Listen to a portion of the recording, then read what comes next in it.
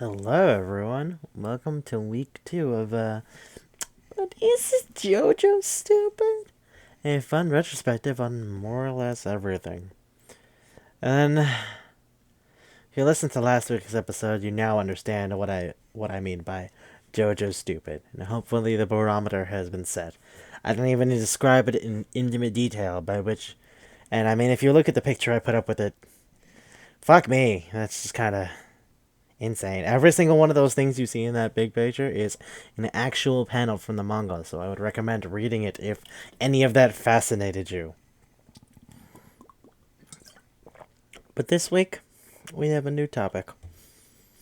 Still, we know our barometer, but now it's time to start judging things. Judging them hard. What are we talking about? The Cube series. For those of you unfamiliar, the uninitiated if you prefer. Well, it's a It's a series of movies. There's three of them. There's Cube, Cube 2 Hypercube, and then you got your Cube Zero, which is a prequel to Cube 1. Now, what's that about? Well, actually, we're going to be focused on the Cube 2 Hypercube. And why is that? Because, well, first I should probably describe what the Cube concept is. See, Cube is a film series from, let me see if I can pronounce this word correctly. Canada? No, that's not funny. Anyway, Cube is a film series from Canada, and it's fun. It's an ontological mystery, more or less. Which, for those who don't know, the ontological mystery is sort of people wake up in a room. They don't know why they're there. They don't know the nitty gritty of the situation, and they either A, try to find out why they're there, or B, they try to get out. That's about it. So, also, I think the ontological mystery as a subgenre of mystery is really fun and really interesting because you can make the setting more or less anything because it just has to be people trapped somewhere. And then the grand finale of it all, the reveal, could be the most interesting or the least interesting thing, depending on how good the writer is. And for those of you who want really fun ontological mysteries, might I recommend Doubt and Judge, both of which are manga written by the same person. I think it's really fun, and I'll give you the heads up right now. There'll be more than one ontological mystery in this very, very long thing I'm planning here. But today, we're doing Cube. Or rather, Cube 2. Hypercube. Now, why do I want to do Cube 2? Well, here's the thing. Cube 1 is a movie made in a very, very, very, very low budget. And that's not to its detriment. Actually, Cube 1 is, I think, the most fulfilling of the three. It's pretty simple. People wake up in a cube, a room, so to speak, but it's cubic. And there are 6 doors. One for every side of every wall in the room, one for the top of the ceiling, and one for the floor. So the idea would be people find themselves in this place and they move around and then try to figure out how to get the hell out. They don't know why they're there, but they try to figure that out in the process. Anywho, Cube 1 was made on with a very, very light amount of money, but in turn, it actually ended up make to its, benefit. It's very constrained, it's very nice, and it's very fulfilling, and I think it's the best of the three. Cube 3, or rather Cube 0, is the prequel to Cube 1, so it has some fun setup, and I think some of the elements outside of that distract from the actual mystery, which can be good, but also, I guess, could be bad. Also, for Cube 3, or rather Cube 0, there is no group, per se. Anyway, why do I want to talk about Cube 2? Because the second they were given money, they went fucking insane. Cube 1, the trap could be, oh, if you go into that room, a flamethrower shows up and it burns you to death, and that's about it. Cube 2 is way more than that, which we're gonna get into as we talk about the movie. Okay, so Cube 2, Hypercube. So it opens up with a zoom in on an eye, which I guess, that's pretty whatever, but then it pans out to the woman who that eye belongs to. And she's looking around, kind of concerned. She climbs up to get to one of the doors on the wall. The little doors are little squares that if you touch, then they open up and you can get to the other room. So here's the thing. There's little ladders that lead to every single thing. So if so desired, you could possibly get to the door on the ceiling, but it'd take a lot of work because you would have to then go bar to bar, supporting your weight the whole way to get to the door, and then somehow find a way to get all the way up through the door. Anywho, this lady goes in through a door in the wall. And she goes in, and then as soon as she gets her whole body through, boom, she flies upwards. And if that doesn't make sense, well, here's the thing. The room reversed the gravity. And I know what you're thinking. What the fuck? Yeah, no, that's how Cube works.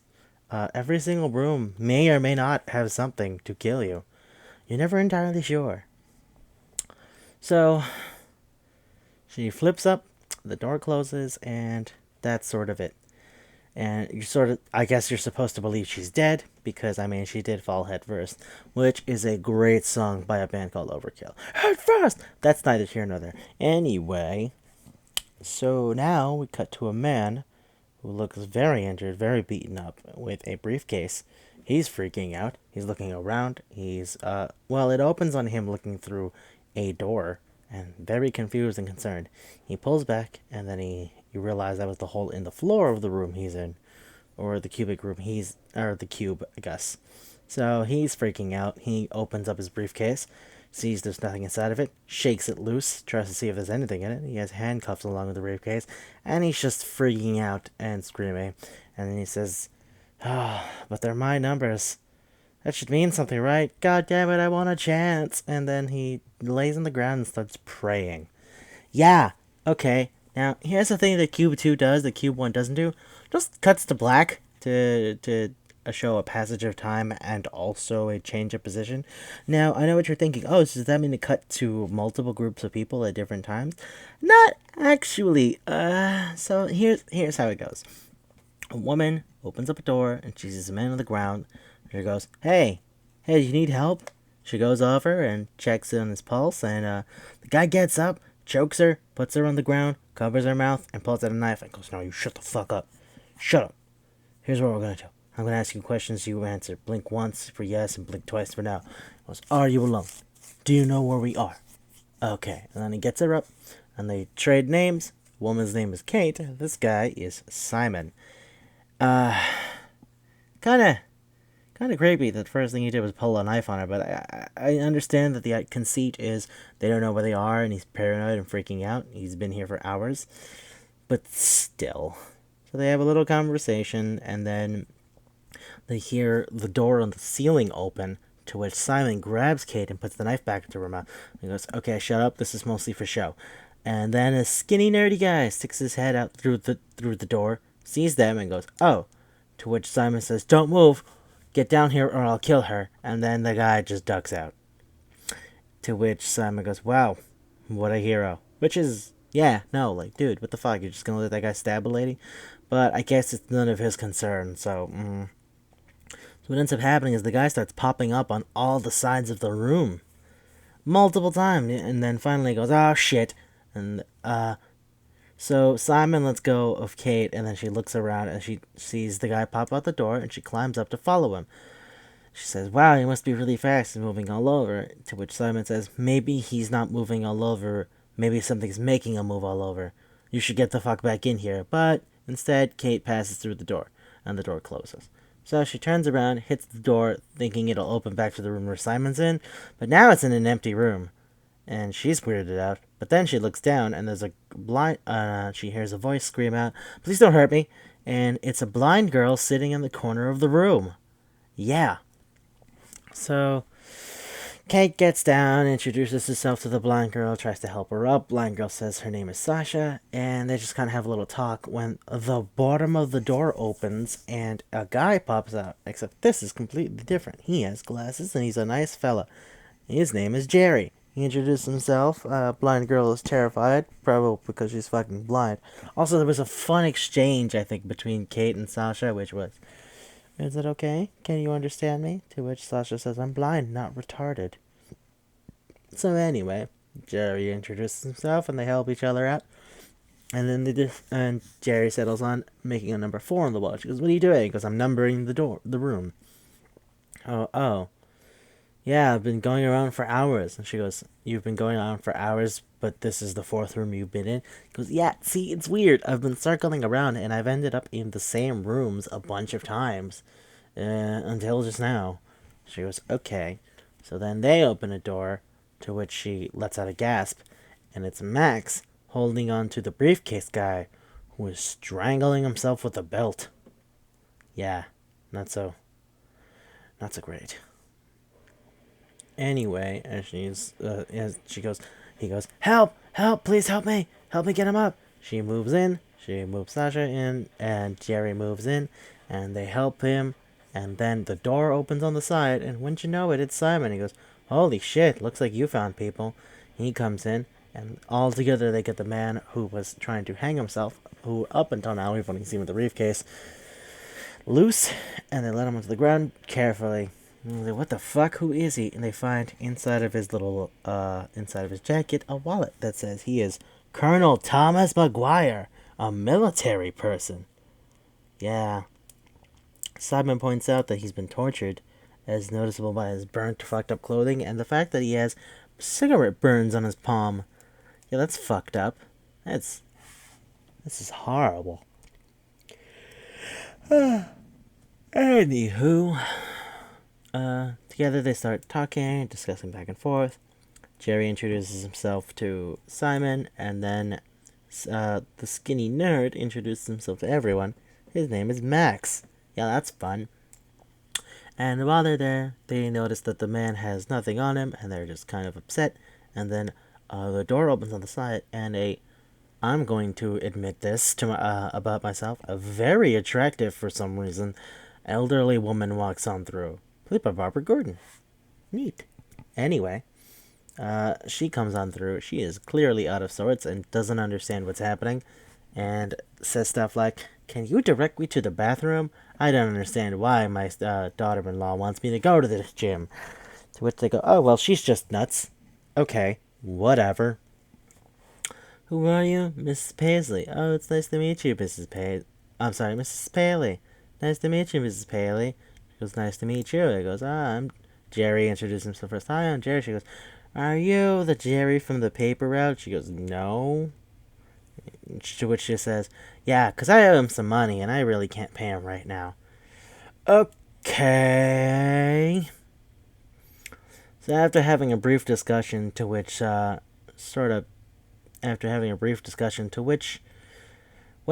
Simon is ready to just beat the shit out of old man Thomas.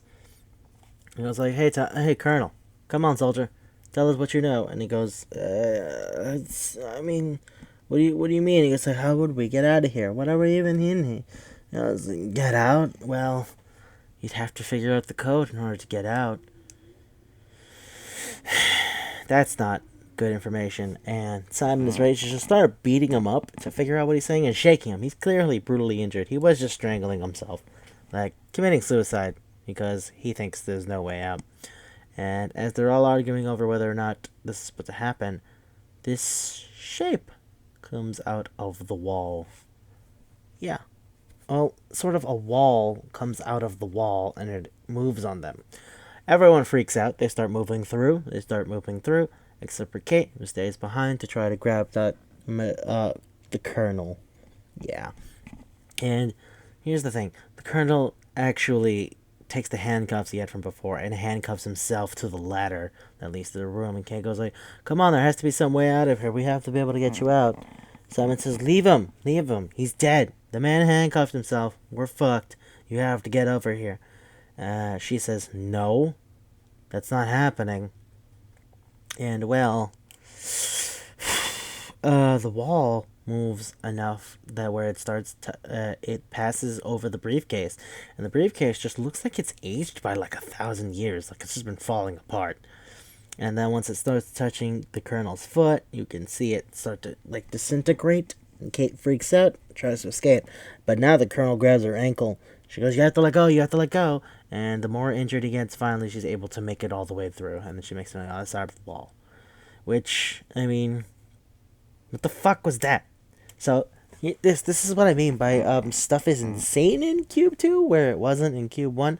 So I think now that they've had money, that they felt that maybe they could make the traps way more high tech. The movie actually has really piss poor CGI, and it doesn't explain a lot of what's happening. But I guess the tension's supposed to be there. And compared to the first film, the actors are way better. But whatever. Anyway, so now they're all in that room, and they start trying to discuss what they know and why they might be there. And they all introduce themselves. Jerry is an engineer. Kate is a therapist. Max is a video game programmer. And, well, Mrs. Paley can't really say anything. Sasha's just kind of there. They all describe what they remember before, they ended up here. And then occasionally it shows, there's little cuts inside around them. It shows them being put in vacuum sealed bags and being pushed on I'm not entirely sure what you call it. The beds that they have at hospitals. I can't think of the word right now. Stretchers, I guess. It's not a stretcher exactly because it has the wheels. Stretchers are the ones you have to carry people on, but yeah, something to that effect. And well, yeah, and then interestingly enough, Mrs. Paley mentioned something vague about how. Well, no, Mrs. Paley says, "Oh, I'm looking for my dog, Izon," and they go like, "Izon? Oh, what the fuck is wrong with you? I don't know what's happening." And she goes, "Yeah, where did you? Hey, Mrs. Paisley, tell me, where'd you you okay?" And she's like, "Yeah, it's okay. I'm just looking for my dog." Like, well, fucking, all right, whatever. She goes, "Wait, hey, Mrs. Paisley, just asking." Where'd you used to work? I used to work at in the think tank at Skippy Research Association. Skippy Research Association, and your dog's name is Izon. You sure you didn't work for the Izon Research Association? I have a dog named Skippy. To which she says, "How'd you know that?" Well, okay, fine. And Max goes, "Oh shit, Izon?" To which they go, "Izon? Why? What's about Izon?" "Well, Izon's a weapons manufacturer." "Oh fuck." "Well, fuck, that's nuts." Now, if you think the movie's gonna explain that, nope. This is what happens. So yeah, as they start discussing everything, they see a little square imprinted into the wall, and Mrs. Paley goes, "Oh look, it's a tesseract." "It's tesseract?" I was like, "Yeah." And well, they also happen to run into the numbers 60, 65, 9, which they don't know what that's about either. They asked Jerry, "Hey, did you write that?" And he goes, "Well, no, I couldn't have written that because fucking, like, it's on the ceiling. Unless I'm Spider-Man, I can't write it on the ceiling." I was like, "Yeah, well, they run into it a lot as they keep going through rooms." And eventually, they actually also find a watch, which is weird because when they see the watch, they go, "Huh, well, no, actually, before that, Mrs. Paley opens a door and she sees herself, and that's fucking crazy. And then when she sees that, she ends up, how should I put this? Her own reflection reaches out and grabs her hand and says, "Help me," at which point she bleeds out of her mouth and falls down, and then another Simon says, "Don't believe that bitch. She's a spy. She's working with them. Oh my god." And then a weird shape comes out and decapitates him. And then the door closes. They freak the fuck out. They're like, "I don't know what that's about. Oh my god, what the fuck was that? What the fuck was that? What the fuck was that?" Ah! Max goes into a separate room and finds a passed out woman. And he's like, hey, this is hot. Well, no, that actually happened earlier before the decapitation future thing, but is it a future thing? Not even sure. Anyway, he finds the woman and they wake her up, and she's pretty cute too. I know that might mean nothing. That's just sort of an aside that I don't know why I couldn't stop myself from saying that. Just like I couldn't stop myself from the old lady side. Anyway, he wakes her up, and they introduce themselves, and she's a lawyer. Her name is Julia. For some reason, some of these people give their last names, but no one else does. Like Jerry gives his last name. His last name is Whitehall. Kate gives her last name. It's Fillmore. Simon gives his Grady. Matt gives his Reisler. Mrs. Paley is only known by her last name, but Julia and Sasha don't. So that's that. So yeah, they have a little chat about what they think this is about, and well, nothing really ends up happening besides. Now, cutting back to the whole little uh Mrs. Paley getting like stabbed in the spine by an alternate version of fucking Simon. Well, okay, so what they think is maybe the little shape, the tesseract, represents what they're inside of, which is the hypercube. And they notice that every time they move in a room, maybe it's a completely different thing. So they see the number 60, 65, 9, right? To which Kate says, "Oh my god, is that how many rooms there are?" Mrs. Paisley says, "Well, in a hypercube, a tesseract, there's possibly 69 million rooms." And then they look to Jerry to verify, and he goes like, "Yeah, it's possible." I'm like, well, fuck me. So what Jerry thinks is because they're in a tesseract, that it might be fourth dimensional stuff where they're viewing alternate universes. Simon gets pissed and asks him what the hell he's talking about and whether or not he knows anything. To which Jerry says, "Well, no, I all I know is like theoretical stuff." And he goes like, "How would you know that?" He's like, "Cause I was working on something like this." And he goes like, "You were with who? Are you with them?" He's like, "Who the fuck is them? You're crazy." He was like, "No, tell me what you know." And well, he does. And just all he really knows is that they were thinking about, you know, quantum travel, which is the thing where you're both states at once. So maybe the other room was actually just a parallel universe. But Max and Julia go, "Nah, it's probably a lot optical illusion. That's bullshit." So everybody's sleeping after moving for a few rooms. Sasha wakes up and hears a noise. Uh, Obviously, she's the only person who hears it because she's blind, and the gimmick is she has a really strong sense of hearing since one of her fucking senses is gone. So there's a floating square in the middle of the room, and it starts making shapes and expanding. And it starts expanding and expanding and expanding and expanding. And as it's expanding, Jerry gets injured. Everyone's trying to get the fuck out. And they try to get to Jerry, and then you just watch Jerry get shredded by this tesseract, which is like keeps growing in the center of the room. And Sasha's been staying in the corner this entire time and like slowly moving towards the way that they're escaping, the little ladder, but she cowers out mostly because she's blind. She's stuck against the wall and she ducks. And yeah, so Kate decides to jump back in and go back to Sasha. And as she gets to Sasha, they just kind of wait there, and then the tesseract goes back and like after it stops expanding, sinks inwards and disappears. So all those guys are on the other side, and Simon starts to think, "Oh, this is Paley's an undercover spy. That's what this is. That's how she knows everything. She works for Izon. They made this. Fuck this place." So he ties her up to like the ground, and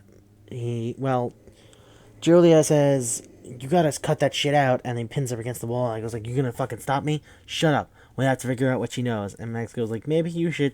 Then when he pins Max over, and as Mrs. Paley's on the ground freaking the fuck out, um, those weird shapes start coming out the walls, just like in the other version where he got his head taken off. So he freaks out, and he's trying to free Mrs. Paley, but instead she's like the things keep advancing faster, so he knows he can't get rid of her. So since she's not letting him go, he just straight up stabs her. Max and Julia see that and are terrified. They're like fuck that, and they dump into the other room. And yeah, so Simon looks over and watches them slowly move through like after image effects, and he goes, "I don't know what the fuck is going on." And you watch them move in regular speed, but then you can see what Simon sees, which is them moving phase by phase by phase, and then getting up the stairs in phases, and then escaping to the other room. So he goes, "I don't know what the fuck that's about. Whatever. I don't. Man, fuck this." So Julia and Max end up having like a little chat where he goes like, "Yeah, He's like, what? So what are you up to? He's like, well, I'm getting sued by this company, and it's like, fuck them, because they think I ripped off their idea, but I didn't rip off their idea, so they can go eat shit. I'm gonna take them to court. She's like, which company? He's like, oh, this one. And she goes, oh, settle. And I was like, settle? And I was like, yeah, you should settle, like now, because you're not gonna win. What? She was like, yeah, it's actually just a little bitch company. It has nothing to do with the big pimp company that's actually in control of all that. And he was like, well, what company then? And he was like, well, Izon. There's just a subsidiary of Izon. He was like, oh, well, fuck. That sucks. She was like, how do you know all that? And he was like, because I represent them. Also, this was had a little bit of a conversation earlier, but it was barely a topic. It was like maybe 3 sentences, which was, hey, I heard that the person who helped work on this is Alex Trusk, and they're like, "Who's Alex Trusk?" This is a big pimp hacker. Everybody knows everything that happens on the internet only happens because of Alex Trusk. To which Jerry laughs because Alex Trusk isn't even a real person. But that's back when they were speculating about the random garbage that could be happening to create the situation. Yeah. Anyway, so Julie and Max are sort of just hanging out now, and then they end up kissing because Yoda goes like, "I guess I'm dreaming because I'd never kiss you in the real world," and then they fuck. And so remember how they were moving super slow, according to Simon?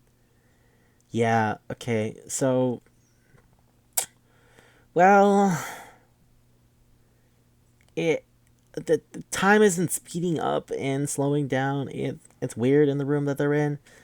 So yeah, that's like you get to see a sped up version of them on taking their clothes off and having sex, but then by the end of it, it's like two bodies floating in the air, and it's like super aged, decrepit corpses. That's like they fucked until they died. It's insane, insane. So Simon's alone now, and he's in like a completely different room, and then like Jerry comes up, and he goes like, "Whoa, Jerry, how's it going, buddy?" He's like, "Hey, you know me?" He's like, "Well, we have met before," and he murders the shit out of that Jerry, and you realize it's because like he's starving. He's been starving for a while. Like that's so. Yeah, he ate that Jerry. Yeah, I'm not fucking around. Before they found a different watch, and they found the watch, and they were like, "Oh wow, that's nuts. That watch looks. Whose watch do you think it belongs to?" And they pass by everybody, and then Jay goes like, "That's my watch," and they go like, "Oh wow, looks exactly like your watch. I bet they're fucking with us." And he goes like, "No, no, no, no. This is the same exact watch I'm wearing. It's the one my wife gave me for my 40th birthday." And he flips his watch around, and the other watch around, and it's the same watch, except one is clearly aged significantly based on the engraving. So that was one of the many times where they're like, every room, different universe, different version, who knows what's happening, bah. And I can't fucking begin to tell you that, like, it seems like I'm talking out of order, but really, even if you put it in the order of the events, it wouldn't change much because either way, the point is, they don't know what's happening and they're in alternate dimensions and stuff, and they're running into parallel dimensions of each other. Yeah, so, fucking, that's insane. And, well, so back to Simon murdering Parallel Jerry. He ends up to another room, and it's the same lady from the beginning, and goes like, "Becky, Rebecca Young, Becky Young. Oh my God!" And she goes, "Yeah, yeah. How do you know me?" And he looks at her name tag. It says Rebecca Young. Works for the Izon Corporation. And he goes, "Yeah, no, your parents sent me here to look for you." And she goes like, "Oh, really? Thank you." He goes, "Yeah." Yeah, you have no idea how long I've been looking for you. Don't worry, we'll get her. She's like, "Really?" He stabs her in the spine. And she falls to the ground dead. And he goes like, "Yep. God, I love this alternate reality bullshit." That's actually what he says. He's like, "Gotta love alternate realities." Or like parallel universes. It's like, that's fucking stupid. So after running into multiple versions of herself where she dies, Kate talks to Sasha. And Sasha goes, "Yeah, no. Time and space is distorted. We're fucked. We're gonna die." He was like, what are you talking about?" And like, "Yeah, well, the reason you keep running into yourself is because all the universes are starting to run into each other." She was like, "What?" Like, "Yeah, this is. How do you know all this anyway?" He goes like, "Well, I'm Alex Trusk." And she's like, "What? Really? You?" He's like, "Yeah, I created the Tesseract. Matter of fact, I made it better than the Eyes on people ever wanted it to be. But they didn't tell me they were going to actually make it and test it. And I tried to stop them, and then they chased me. So I went to the only place they wouldn't follow me. I was like, oh shit. She was like, Kate goes like, I gotta get out of here. I was like, there's no way out of here. It's not what's gonna happen. I'm like, really? Yeah. I was like, oh, fuck this. I have to find a way out. So then she sees Simon, and then like he grabs her, and then she thinks she's gonna die, so she stabs him in the eye. I think with a shoe, if I remember correctly. Yeah, she stabs him in the eye, and then he falls back, and then he disappears in the room. And then he grabs her in a different room, and he shows up behind her, and now he's old and blind with one eye. So remember that thing about space time? Yeah, that's been happening this entire time. And then the thing that fucking Alex said, or rather Sasha in this sense, was that everything was collapsing on themselves. And so they all start. So, like, Simon loses his shit and he laughs. And then he snaps his neck. He's like, fuck it. It doesn't matter. And then another Simon shows up. So then Kate climbs up through the window and then like through the door and comes up behind the Simon, and then you watch the three versions fight each other, and she realizes that the number 60659 is when the Tesseract explodes. It's gonna implode, which is 6 hours, 66 minutes, and 59 seconds, which is why Jerry's watch has been everywhere so you could use it. She takes or rather Sasha's necklace after she ends up fighting the last blind Simon and kills him. And then, as the time is about to finish up, she jumps down into the little hole. Everything's been disappearing around her this entire time. And so she jumps into the little hole and then decides, alright, I'm out. And then you just watch like a whole bunch of CGI of the fucking.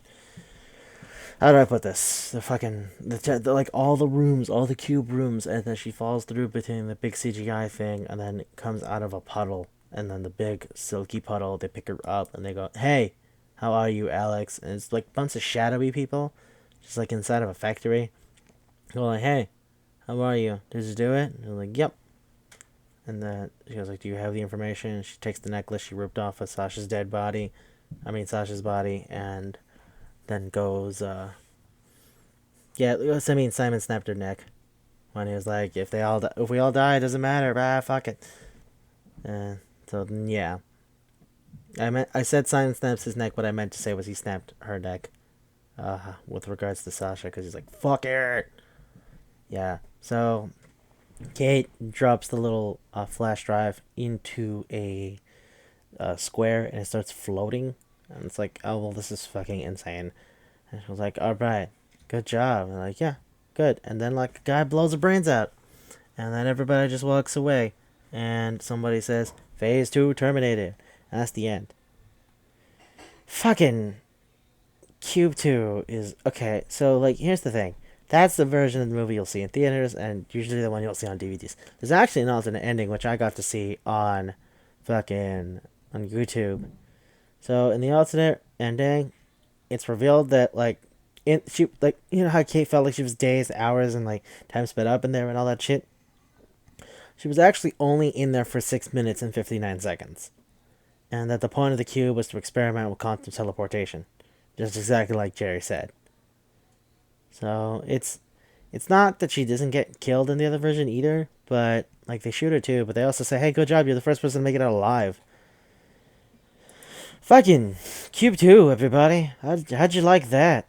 How'd you enjoy that narrative? I'm serious. That's just how it ends. And you follow Kate for most of it, and you're supposed to like her the most, and it makes sense because she's working hard to save Sasha, but like Sasha isn't even likable in the end of things because she's the reason that the thing is made. And yeah, Jerry sort of worked on the touch panels, and I guess the point of the thing is that everybody has something to do with Izon in one way or another. Kate is actually working for Izon. Simon was sent to go look for Becky, who was thrown into the thing by Izon as she worked for Izon. Sasha, or Alex Trusk if you prefer, the blind teenager, is the one who, like, I mean, yeah, she's a young lady. I said little girl the first time I actually tried to record this, and then I realized she doesn't little, like, she's like 17, 18, 19.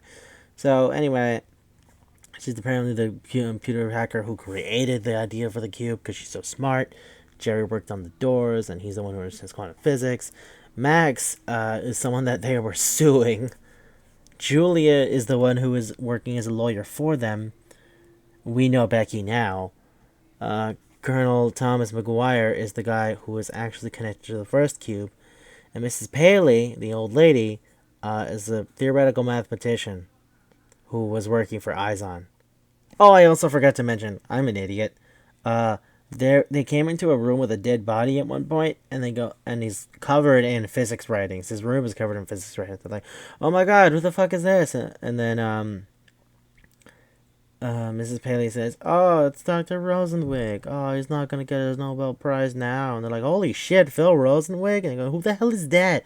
He's like, he's a theoretical physicist. He was supposed to, like, win the Nobel Prize. Holy shit. I've read his book." And then they go, like, "Yeah, he used to work with Mrs. Paley and work for Izon." So that's that. Also, there's the fucking guy at the very end who who gets Kate's brains blown out. So, like, he's just a mystery shadow guy. I guess the idea is that they work for everything is related to Izon, and that in turn this is all related to the government. But no one ever specifies stuff like that. There's a lot of shit that goes on that's just very dodgy. And on top of that, the point of the traps is also focused on the CGI, but it's not really good CGI because this movie's from 2002. What did you expect? Great CGI? That wasn't happening. That's just fucking insane. And on top of that, the writing's iffy. And, I mean, it looks nice, but what the fuck does that mean for anything? You know? Like, for a show that's supposed to build for a movie that's supposed to build a very interesting, compelling narrative, it really kind of isn't. It's difficult for me to express just how upset I am when it comes to things ruining this process, but fuck it, whatever. I'll just gun it. Anywho, yeah, Cube. I mean, it's so Hypercube, like, built on the idea of the cube, which was just rooms within rooms that have a mathematical patterns and idea and concept, and therefore make more interesting, compelling concepts, right? So it's not that they didn't have, like, a space-time thing in Cube 1. It was just sort of different. Like, the point of the Cube 1 was that, like, there were numbers in the rooms. And then if you looked at the numbers, then maybe you'd be able to get out. Because only certain numbers have traps. So that's how you were supposed to understand that. And they used the math to, like, figure things out. And that's kind of cool. But it's not the same way that the way this cube works out. Because the math numbers, they aren't as thoroughly explained or even considered. All they ever mention is how it works. And they go like, well, this is what it is, so we do fine. And it's like, are you serious? That's it? Like, yep, that's it. And when it comes to the space-time thing, well, what they do is that the cube is a bunch of moving rooms that are constantly shifting around. And in Cube 1, the only way to escape is to get to the right room at the right time before the shifts happen, so that way you can escape into a right. But Cube 2, the thing is gonna collapse, so get out at the right time. But even then, it's... You see my issue with this is that in Cube 1, the idea would be, using math, you can escape, but it requires very high complex math, and some of the people dumped in the cube are good at that. Versus in Cube 2, it's just kind of, well, get out at this point, at this time. You don't even have to be in a specific room. You just have to leave at this specific time. And everyone involved, it's just kind of someone shitty two eyes on, rather than in one, where they would work all together to be able to get out of the cube. And in Cube 0, they sort of explain some of the people who got into the cube in part 1. It's yeah, it's really dumb into that regard. Like, at least the people, like, one of the guys in Cube 1 is an escape artist, and he's supposed to help deal with all the traps, you know? But in Cube 2, there isn't anyone who's good with the traps. It's just avoid the traps. Which I get that it builds suspense and more tension that way. But in Cube 1, what you just did was get the guy who's good at traps, get killed by traps, and then leave them fucked. Versus in Cube 2, it's just, I'm trying to run away. Oh no, I can't run away. Fuck me. Oh no, I have to kill people to survive. I like the idea of the multiple dimensions and time dilation thing, but it it's nothing but a gimmick in Cube 2. Like, it doesn't really add anything besides the, oh hey, eventually all these universes will collapse. And that's more of a defect of the Tesseract rather than a defect of like the multiple dimension thing. I guess you could argue, if you understand theoretical physics, that like the multiple universes are unstable by being forced to one another, and then eventually they will connect at a certain point. But I don't know if that's what they were considering. I think they were just saying that the Tesseract falls apart. Like, in the story, they just go like, well, the Tesseract was going to be built, but it was purely supposed to be theoretical. You weren't supposed to put people in it. Like, what the fuck? And it was just supposed to test, quantum teleportation. Instead, they make it like a death trap. Or like, some rooms just kill you. And unlike in Cube 1, where you could figure out which room was going to kill you, in Cube 2, it just does or it doesn't. That's about it. It does or it doesn't. And it's two layers of cubes moving in within one another. And that's supposed to be cool. The Cube 1, they already came up with a system of like everything moving around, and you would have to memorize the locations based on the numbers that are imprinted beside the cubes. Like, it's more interesting that way, I think. Or at least I think. I watched it and was like, this is fucking stupid. But here's the thing. Besides it, if it was a 0, I'd be able to appreciate it. I think it's okay. It gets to a point where it's so dumb that it's like, you know what, fine, whatever, this is retarded. Floating corpses from people fucking, are you serious? Yeah, alright, whatever. But I think that to the average person, they might consider this okay. Or like enjoyable. Versus, I think this is crappy. So I can't really say anything for certain. If I look up at what it hands on Rotten Tomatoes right now, let's find out actually. This ought to be fun. Because you never really get to see where the hell this kind of stuff goes, So, on Rotten Tomatoes, it currently has a 45% rating from reviews and 36% rating from the audience. So that means the average rating for, critics is 5.2. And the average rating for people who watched it is a 2.8. Well, the 5.2 out of 10, and this is 2.8 out of 5. Which is fucking... That's nuts. I know there are worse movies, and I know that I'm not breaking new ground here when I say this movie sucks. But my issue with it is that it doesn't suck enough. Like, if it were crazier, I'd like it more. I think my issue is that now that they have money, they were like, we should put CGI for like crazy traps, and then we should make it all that much more complex because now we have money to do things with. But I don't think that was an improvement in any sense. I get that in this movie it does like better acting and it has actual suspense because it's like spooky. You never know what the hell's gonna happen. But just the general story of the people, which is kind of the main conceit to an ontological mystery. You want to know what the people are about. You want to know why they're there. You want to know what's going on. That should be more important than, weird weird hexagon pops out the wall and encases meat in crystals. Or weird square multiplies in shapes and angles and then shreds the skin. And if I could say that at least the fucking effects were great, then maybe you would have something to salvage from here. But, it's from 2002. What the hell did you expect for CGI from 2002? It's not amazing. It looks iffy at best. Crappy at worst. Bullshit at worst, actually. You know what, though? Having watched it again for the first time in a long time, really makes me appreciate Cube 1 more. Really. Like, the first time I remember seeing this, I thought this looked insane and awesome. But, you see, I hadn't seen Cube 1 or 0. I'd only seen Cube 2. And then finding out that this was a series actually made it all that much more interesting. I think that they took a big leap with making this story all about, like, people trapped by a corrupt government thing. Like, I can see where the idea would be, oh, hey, um, what if it's, what if it's actually just a government plot about all kinds of spooky stuff?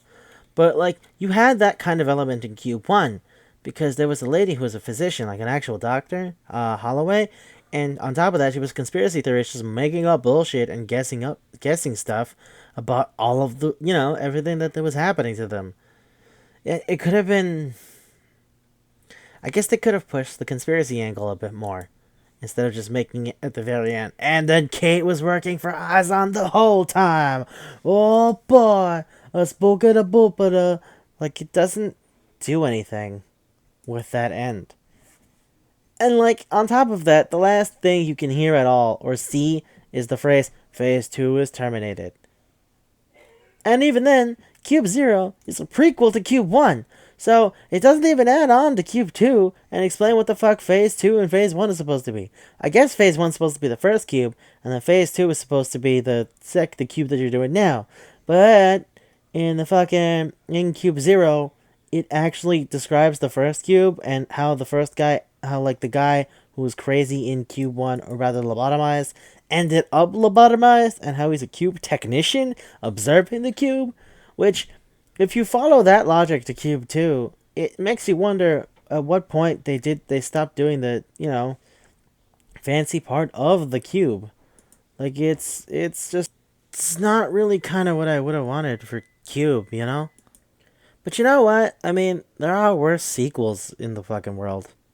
God knows Alien 3 is just depressing. Among other things. And I guess me just ragging on Cube 2 isn't really going to change anything. But, god damn it. I feel like this could have gone better. This could have taken a fun concept and made it better. And I guess Cube 0 is supposed to be better, because it has, like, the same kind of rooms of Cube 1, and it's, like, way neater. But it adds a touch of newness with the kind of craft, with the people that are around, and it's kind of cool that, like, the Cube 0 being the precursor to Cube 1 is the one with cube technicians, and then how they ultimately decide, and maybe we shouldn't have fucking people talking to the cube, huh? Maybe it would make things difficult. And you know what? That's a fair point. That's a fair fucking point. Alright. Now, on a scale of about as sensible as a black pair of dress shoes to Jojo stupid, this movie gets a rank of War of the Worlds. Now, I know what that seems. Does that seem to make any sense? Does my rating system make any sense? Consider it a 0 to 10 sum. Okay? Sensible is black shoes is a 0. Jojo stupid is a 10. Although that means the quality of the thing would be a 0. It also in turn makes it a 10. Now what does War of the Worlds mean? That means it's a 6. So, not as stupid as you want it to be, but dumber than the average thing. You know what? No, not 6. More of a 7. Yeah, 7. Not as stupid as you want it to be, but way dumber than the average thing. Just nowhere near dumb enough to make it Jojo stupid. And so fucking thrilling to watch. Alright, well, I guess that's kind of all I wanted to say. It just makes me feel bad because this episode's kind of short. Rather, I was aiming for an hour every single time, and now I realize maybe that wouldn't be the best, but fuck it. Take what you can get, right? And if you're really interested in watching Cube 2, though I don't recommend it, I would say by all means go ahead. Cube 2 is fucking nuts. It's nutters. Cube 1 isn't as nutters, but it's better made, so I guess that's the point. Cube 3 also isn't as nutters.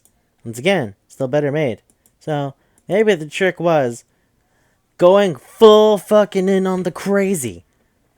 But they didn't. Instead, they went kinda in on the crazy and just stepped it up to quantum teleportation and other stuff like that. Parallel universes a boogity boogity boo. Isn't science scary, y'all? Science should scare you too. Should scare all of us. Oh boy. Anyway, I hope you enjoyed this episode. God knows I had no fun recording this. This is like the 8th try because every time I get background noise, I want to hurt myself. Yeah, okie dokie. Bye, everybody. Now, I hope you look forward to next week, where I'll probably decide at the very end of the week to come up with what we're going to talk about. See ya!